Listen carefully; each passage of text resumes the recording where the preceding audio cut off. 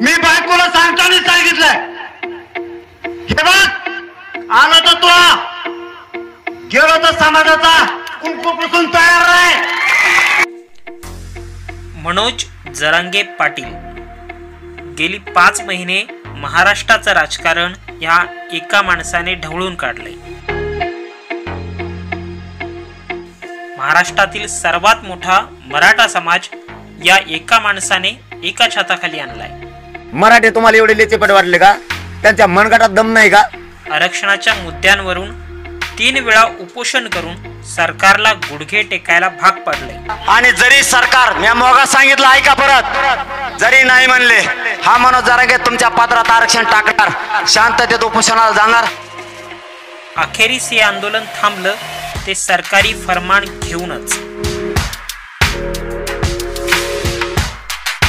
अधिसूचना निघाली आणि संपूर्ण महाराष्ट्रात दोन्ही बाजूंनी चर्चा सुरू झाली. लढा जिंकले तह हरले असं म्हणून डिवचण्यातही आलं. अध्यादेश ह्या कसला अध्यादेश? हा अध्यादेश नाही, हा नोटिफिकेशनचा एक मसुदा आहे. पण जरांगेंना कागदोपत्रात गुंडळू पाहणारं सरकार स्वतः सह्या देऊन स्वतःचे हात जरांगेंच्या दावणीला बांधून आला आहे. अधिसूचनेवरती 16 तारखेपर्यंत हरकती मागवल्या आहेत असं सरकार सांगतंय.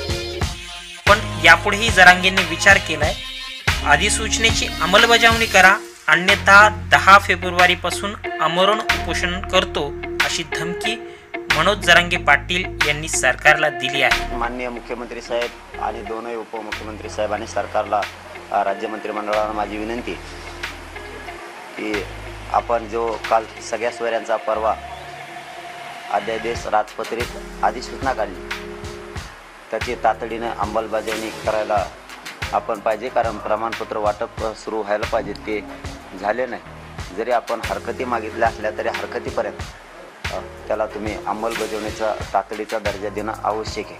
त्यानंतर त्या सगळे स्वऱ्यांच्या अध्यादेशाचं कायद्यात रूपांतर 15 दिवसाच्या वेळेनंतर आपण कायद्यात रूपांतर अधिवेशन त्याच वेळेस घ्यावं किंवा त्यात होत्या 15 दिवसाच्या वेळेसच आपण विशेष अधिवेशन बोलून त्याचं कायद्यात रूपांतर करावं. जर आपण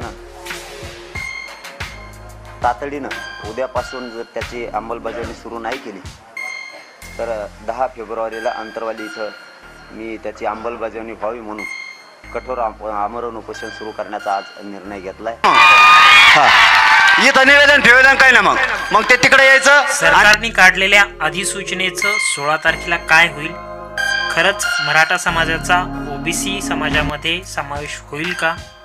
मनोज जरांगे पाटील पुन्हा 10 तारखेला उपोषणाला बसतील का? बघूया महाराष्ट्रात घडणाऱ्या या आरक्षणाच्या राजकारणामध्ये पुढं काय काय होतंय.